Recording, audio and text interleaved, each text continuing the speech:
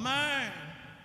నీ విరోధి అపవాది మీద నువ్వు అతిశయం జయం పొందగలుగునట్లుగా నువ్వు ప్రార్థనకు పోతున్నావే, ఎన్నో సంవత్సరాలుగా ప్రార్థన చేస్తున్నావే, దేవుని వాక్యం వింటున్నావే, పరిచర్య చేస్తున్నావే, ఇంత త్యాగం కలిగి ఉన్నావే, దేవుడికి నీకేం మేలు చేశాడు, దేవుడు నీకే ఏ కార్యం చేశాడు, దేవుడు నిన్ను స్వస్థపరిచాడా, దేవుడు నిన్ను ఆశీర్వదించాడా, దేవుడు నీ గర్భం తెరిచాడా అని అనేక సార్లు చెవులో ఊదాడే దుష్టుడు.